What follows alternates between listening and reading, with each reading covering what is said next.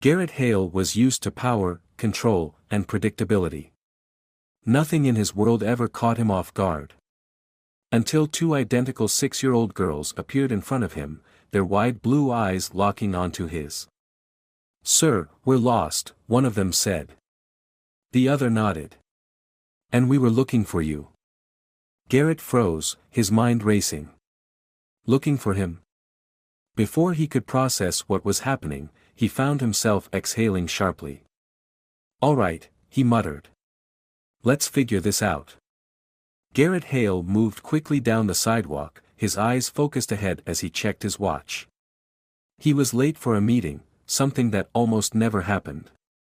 His life was built on discipline and control, and lateness was a weakness he didn't tolerate, especially in himself. His driver was already waiting by the curb, the sleek black car gleaming under the late afternoon sun. Just as he reached for the door handle, a small voice stopped him.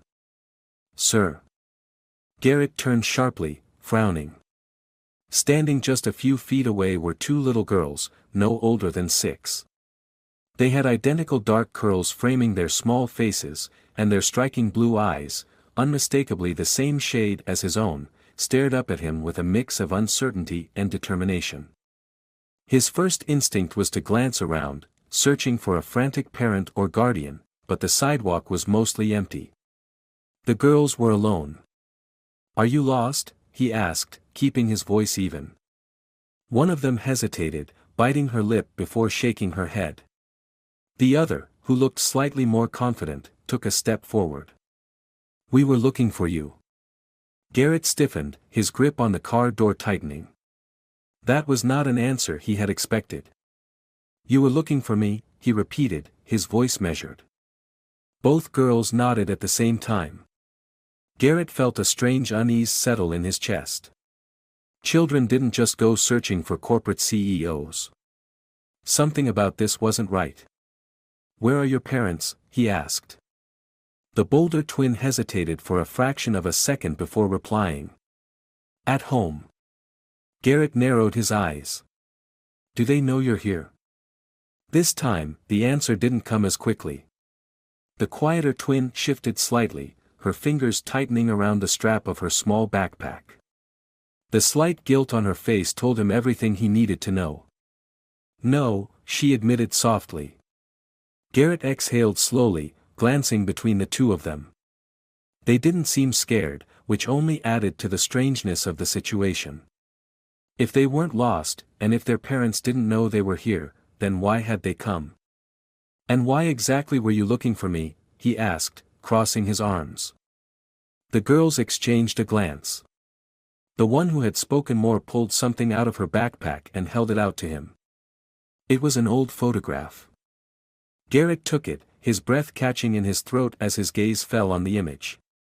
It was him. Younger, dressed in a casual button-down shirt, standing beside a woman with soft brown eyes and dark curls. He knew this picture. He knew her. Mallory Carter. A name he hadn't thought about in years. His eyes flicked back to the twins, something cold running down his spine. "She's our mom," the girl said quietly. Garrett's pulse pounded in his ears. He looked down at the photograph again, then back at the two little girls with identical blue eyes. For the first time in years, Garrett Hale had no idea what to say. Garrett stared at the photograph in his hand, his fingers tightening around the worn edges. The image was slightly faded, but there was no mistaking the two people in it, him and Mallory. He hadn't seen her in years, hadn't even thought about her in a long time. Yet here he was, standing on a busy sidewalk, confronted by two little girls who claimed she was their mother. His mind raced through the possibilities, searching for an explanation that made sense. Maybe it was a mistake. Maybe they had the wrong person. Maybe this was some kind of elaborate misunderstanding.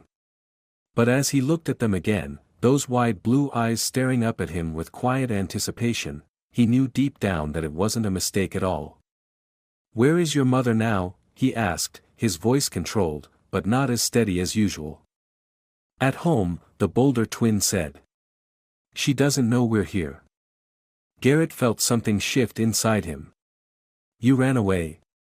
The quieter girl hesitated before nodding.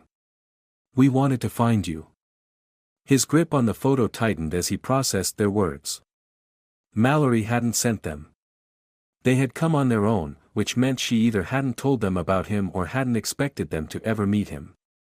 Either way, they had found him, and now he had two 6-year-old girls standing in front of him, expecting something from him that he wasn't sure he could give. You shouldn't have done that, he said, running a hand through his dark curls. He wasn't used to dealing with children, let alone two who had tracked him down like this. Your mother must be worried sick. The first twin, Lily, as he later learned, shifted slightly. We thought she wouldn't notice.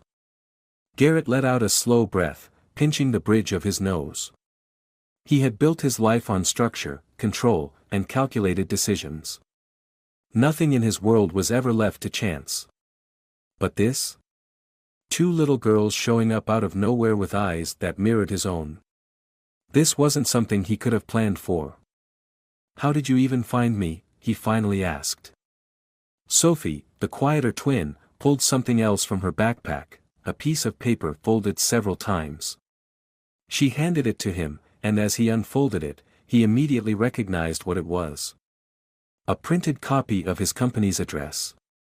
Garrett frowned. Where did you get this? In a box in Mom's closet, Lily admitted. She had some letters and papers. We saw your name and looked it up. Garrett inhaled deeply, trying to contain the growing frustration inside him. They had gone through Mallory's things, found his name, and somehow managed to make their way here without her knowing. That alone was reckless. But what weighed on him more heavily was the fact that Mallory had clearly kept traces of him in her life, even if she had never reached out. You should have told her where you were going, he said finally. We didn't think you'd be mad, Sophie said, looking at him with a slight frown. We just wanted to know who you were. Her words cut deeper than he expected. Garrett had spent years avoiding connections, avoiding anything that tied him down. He had never considered what might have happened after he and Mallory went their separate ways. He had never once thought that there could be two little girls growing up without knowing who he was. And now they were here. You know now, he said, his voice quieter. What happens next? The girls looked at each other, then back at him. Can we talk to Mom first? Lily asked. Garrett exhaled. That was the only thing that made sense. He couldn't stand here on a sidewalk with two lost children and pretend he knew what to do next. Get in the car, he said, nodding toward his sleek black vehicle. I'm taking you home. As they climbed in, Garrett sat behind the wheel, gripping the steering wheel tightly. He had come here today expecting a routine business meeting. Instead, he was driving two little girls, his daughters, to a woman he hadn't seen in almost 7 years. And for the first time in his life, he had no idea what was waiting for him on the other side of that door. The drive to the girls' home was quiet, but not the kind of comfortable silence Garrett was used to. This silence felt heavy, loaded with questions he wasn't ready to ask and answers he wasn't sure he wanted to hear. Lily and Sophie sat in the back seat, their small bodies barely filling the luxurious leather seats of his car. They weren't scared, which surprised him. If anything, they seemed expectant. As if they had known all along that he would take them home. Garrett's grip on the steering wheel tightened as he turned onto a familiar street. He hadn't been here in years, but everything looked the same. The row of townhouses, the tree-lined sidewalk, the small neighborhood park at the end of the block, it all felt like a place frozen in time. He pulled up to a modest but well-kept house and parked in the driveway. The moment he shut off the engine, the front door burst open. Mallory stood on the porch, her dark brown hair pulled back in a messy bun, her face pale with worry. The instant she spotted the twins in the back seat, her expression shifted from fear to relief, then to something much sharper, anger. Before Garrett could even step out of the car, she was already moving toward them, her footsteps quick and full of purpose. Lily. Sophie. Her voice was breathless, desperate. What were you thinking? Both girls scrambled out of the car as soon as Garrett unlocked the doors. They ran to their mother, their heads ducked in guilt as she pulled them into a tight hug.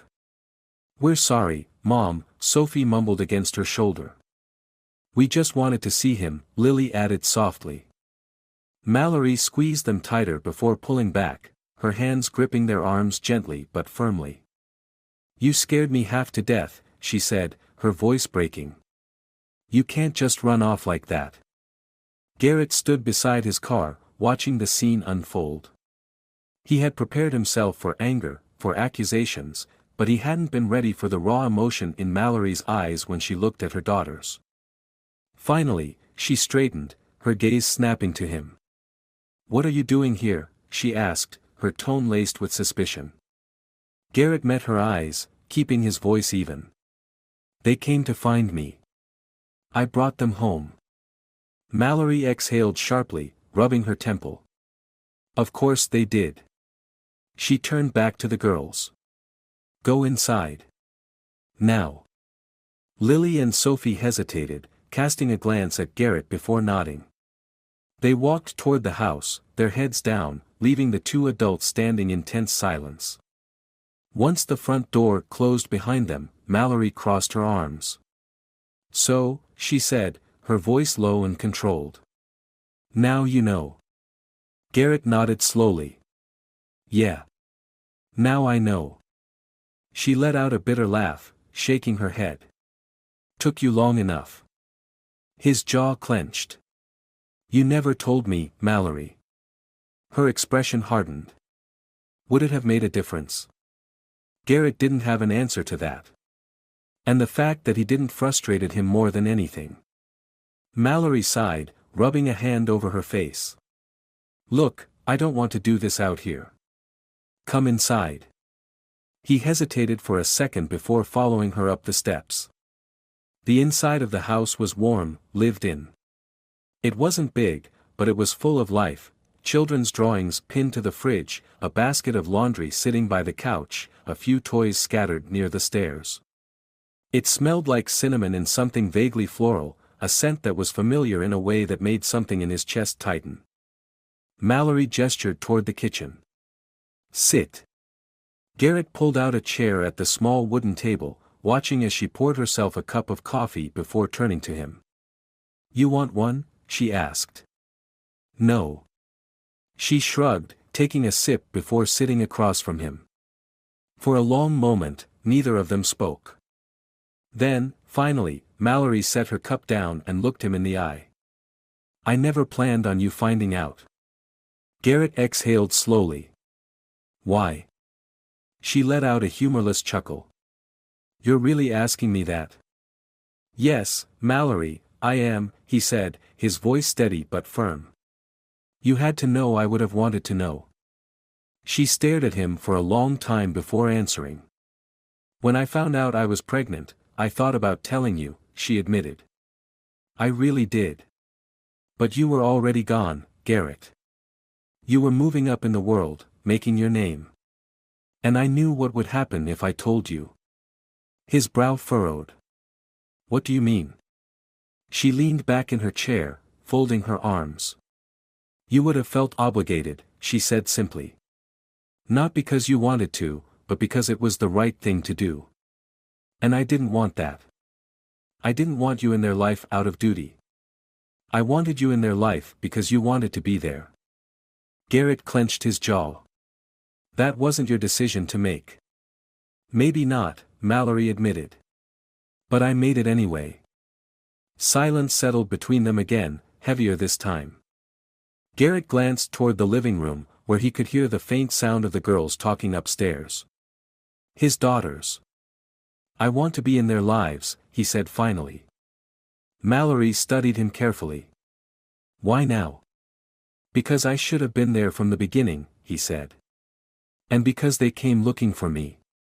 That has to mean something." She looked down at her coffee cup, tracing the rim with her finger. When she spoke again, her voice was softer. "They've always wondered about you," she admitted. "I never lied to them.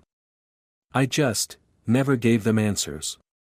And I think that only made them more curious. Garrett nodded slowly. Mallory took a deep breath. All right, she said. If you really want to be in their lives, then prove it. His gaze sharpened. How? She gave him a small, tired smile. Show up. It was the simplest challenge, but somehow, it felt like the hardest one. Garrett had spent years showing up for meetings, for business deals, for contracts worth millions. But this? This was different. This time, he wasn't just proving himself to a boardroom. He was proving himself to them. The drive back to his penthouse was quiet, but Garrett's mind was anything but. He gripped the steering wheel tightly, his jaw clenched as he replayed everything Mallory had said. She had kept them from him. His daughters. The anger he had felt in her kitchen still lingered, simmering just below the surface. But beneath it, there was something else. Something deeper. Guilt. Because no matter how much he wanted to be furious with Mallory, he couldn't ignore the truth. She had been right about one thing. Back then, he wouldn't have known what to do. He had been too focused on his career, too obsessed with proving himself in the corporate world. If she had told him, would he have made the right choice? He didn't know. And that uncertainty was worse than the anger. When he finally pulled into the underground parking garage of his building, he let out a slow breath, trying to clear his thoughts. He stepped out of the car and headed straight for the elevator, barely acknowledging the doorman who greeted him. His penthouse was just as he had left it, pristine, silent, untouched. The floor-to-ceiling windows framed the city skyline in the distance, the twinkling lights of skyscrapers stretching endlessly beyond the glass. It was the kind of view people dreamed of. But right now, it just felt empty. He walked toward the bar and poured himself a glass of whiskey, taking a slow sip as he stared out at the city. His mind drifted back to earlier that evening. The way Lily and Sophie had looked at him when they asked who he was. The way they had clung to Mallory when they realized she was upset. They weren't just two random children. They were his. His daughters. The thought sent a strange, unfamiliar sensation through him. It was different from business, from deals, from anything he had ever handled before. It wasn't something he could strategize his way through. He had spent years making decisions that shaped entire industries, but he had never made a decision as important as this. Could he do this? Would they even want him to? The sharp buzz of his phone pulled him from his thoughts. He glanced down at the screen. Mallory. He hesitated for only a second before answering. Yeah. There was a pause on the other end before she spoke. The girls won't stop talking about you. Garrett exhaled, running a hand through his curls. Is that a good thing? Mallory let out a soft laugh, but there was something tired beneath it. I don't know yet. Silence stretched between them. Finally, she sighed. Look. I know today was a lot. For all of us. But if you're serious about being in their lives, I need to know that you're really going to be there. Not just today. Not just when it's convenient. Garrett leaned against the counter, staring at the dark liquid in his glass. I meant what I said, he replied. I want to be there. There was another pause, then a quieter voice. Then prove it. Garrett frowned slightly. How? Come back tomorrow, Mallory said simply. Spend time with them. Get to know them. He inhaled slowly, then nodded, even though she couldn't see it. Okay. Okay, she echoed. Then I'll see you tomorrow. She ended the call before he could say anything else. Garrett set his phone down and took another slow sip of whiskey. For the first time in his life, he was stepping into something he couldn't control. Something uncertain. Something messy. But for some reason, it didn't scare him as much as it should have. For the first time in years, he wasn't thinking about deals or profits or power. He was thinking about them. Garrett arrived at Mallory's house the next afternoon, earlier than he had planned. He sat in his car for a few moments, staring at the front door, trying to ignore the unusual weight pressing down on his chest. He had walked into boardrooms filled with ruthless executives, negotiated billion-dollar deals with men who would sell their own families for profit, and yet, nothing had ever made him feel as unprepared as this. Taking a deep breath, he stepped out of the car and made his way to the porch. Before he could knock, the door swung open. Lily stood there, blinking up at him, surprise flickering across her face. "You're here." Garrett arched an eyebrow. "You sound like you weren't expecting me." She shrugged. "Mom said you would come, but Sophie said you might change your mind." Something about that struck a nerve. "And what did you think?" Lily tilted her head, considering. "I thought if you really wanted to be here, you'd come early." Garrett smirked slightly. "Then I guess I passed the test." Before she could say anything else, Sophie appeared behind her. She stared at him for a moment, then turned her head slightly. "Mom, he's actually here." Mallory's voice drifted in from the kitchen. "Let him in before you keep making announcements, Sophie." The twins stepped aside, and Garrett walked in, feeling the warmth of the house settle around him. The smell of something sweet lingered in the air, like cinnamon and vanilla. The living room was tidy but lived in, filled with small details that made it feel like a home: picture frames on the shelves, a blanket draped over the couch, a few scattered toys near the staircase. It was nothing like the cold, minimalist penthouse he returned to every night. Mallory emerged from the kitchen, wiping her hands on a dish towel. She glanced at the clock before giving him an approving look. "You're early." Garrett shrugged. "Lily said that was the only way to prove I wanted to be here." Mallory smiled faintly, shaking her head. "They're tougher than they look." Lily grinned. "We get it from Mom." Mallory rolled her eyes.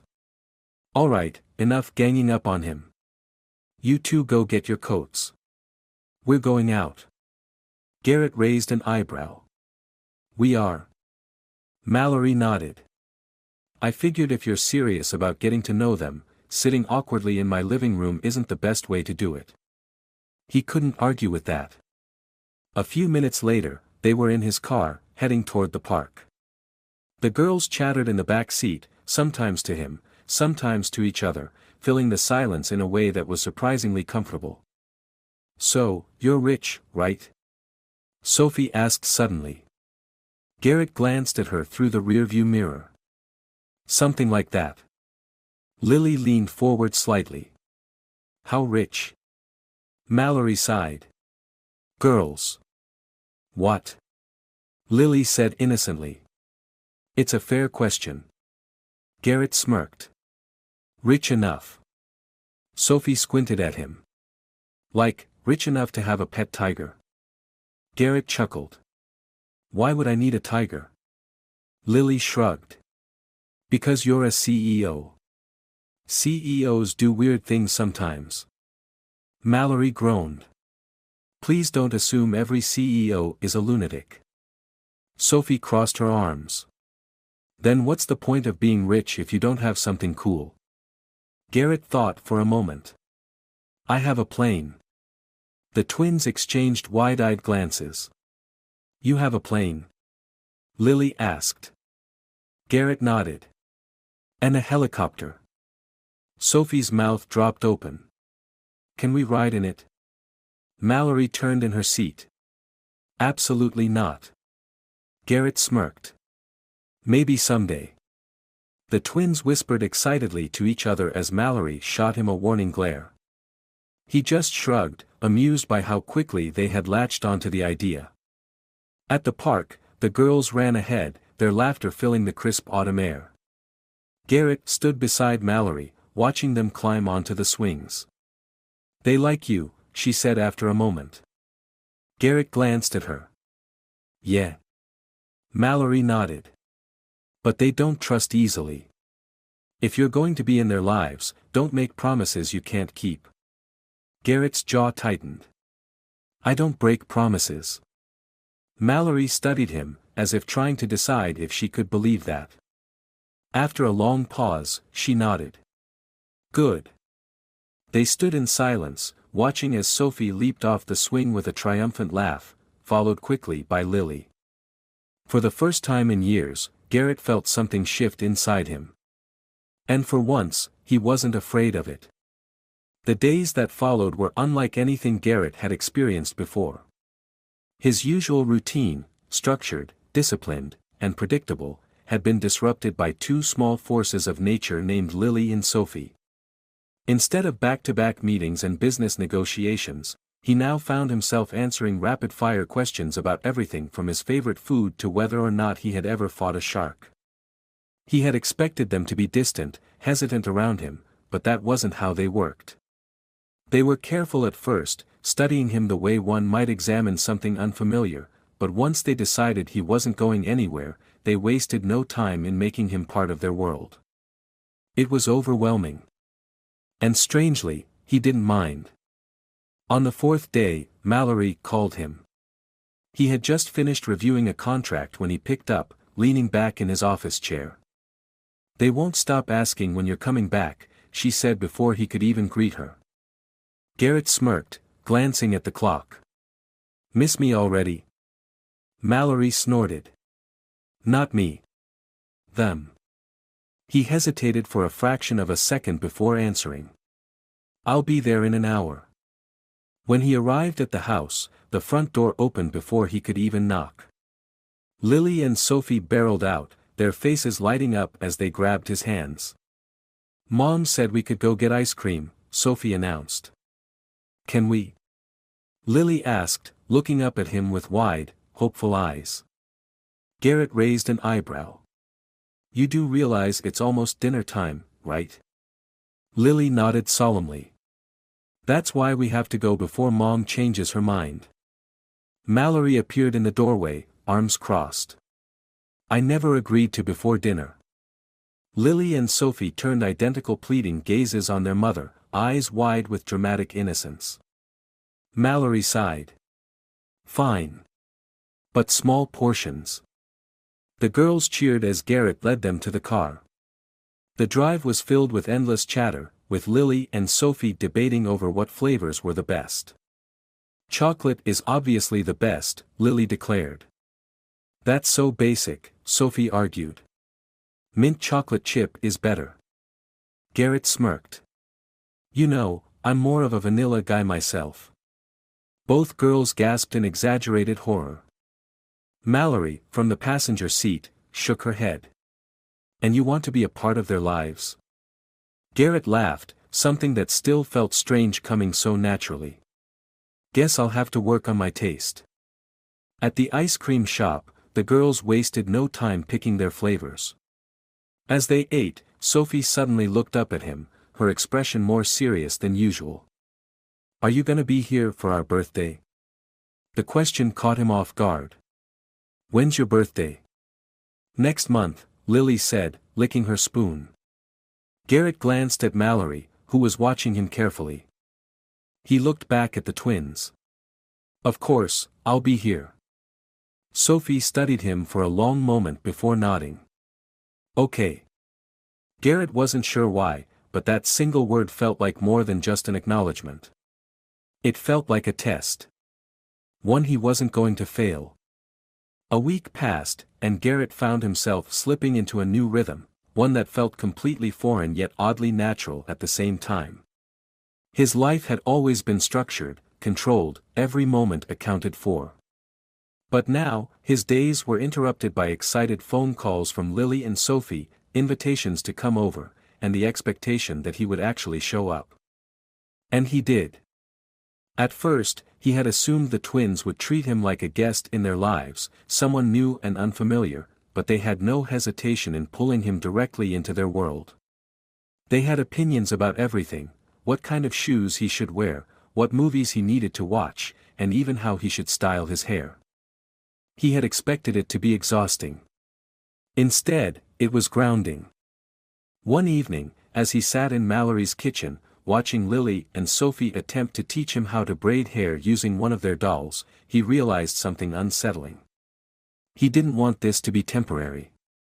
He had spent his entire life believing that work was the most important thing, that love and family were distractions, that emotions only made a man weak.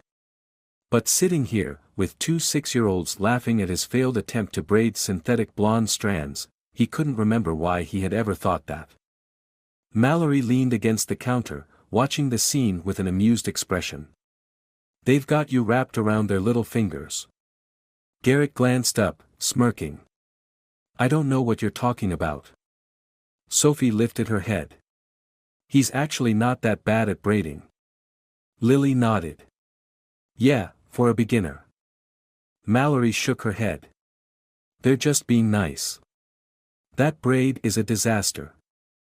Garrett sighed, setting the doll down. "Fine. I accept defeat." Sophie grinned.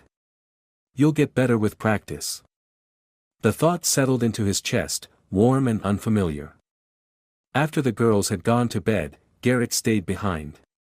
Mallory handed him a cup of tea, something she had always done when they were together, back when things were simpler. He held the cup between his hands, studying her carefully. "You're letting me in," he said after a moment. Mallory exhaled, crossing her arms. "I guess I am." "Why?" She hesitated before answering. "Because I see the way they look at you. They like having you around." She glanced toward the hallway where the twins' bedroom was. "And I think they need you." Garrett swallowed, feeling the weight of those words. "And what about you?" Mallory let out a small laugh, shaking her head. "I don't know yet." He nodded, setting his cup down. "That's fair." They sat in silence for a moment, the air between them no longer as tense as it had been weeks ago. Mallory finally sighed. "You're really staying, aren't you?" Garrett met her gaze. "Yeah. I am."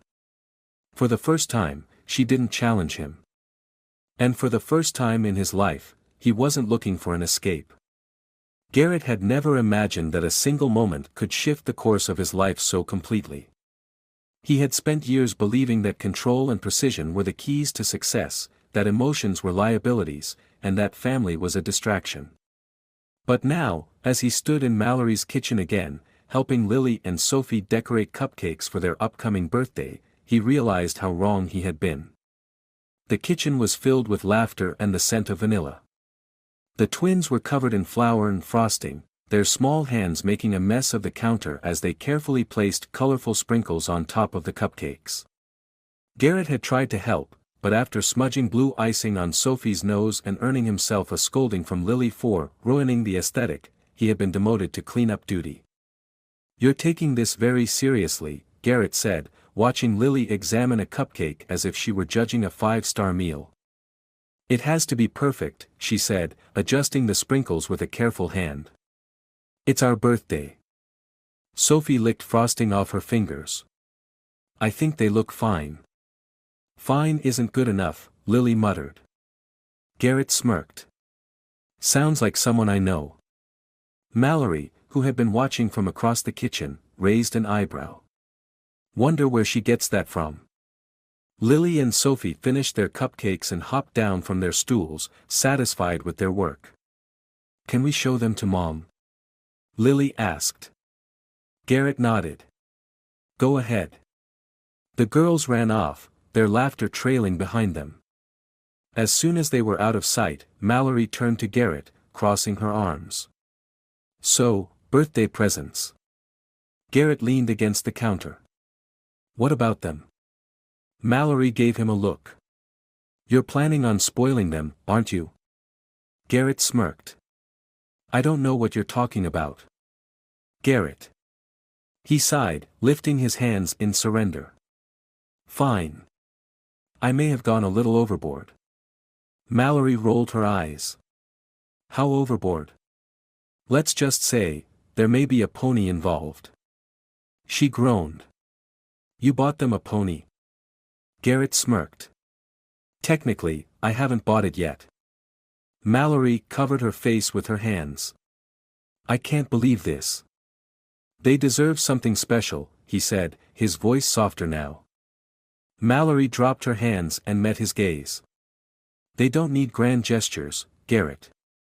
They need you. He held her gaze, something unspoken passing between them. After a long pause, he nodded. I know. Mallory sighed but didn't argue. Instead, she glanced toward the hallway where the girls had disappeared. They really love having you here, you know. Garrett swallowed.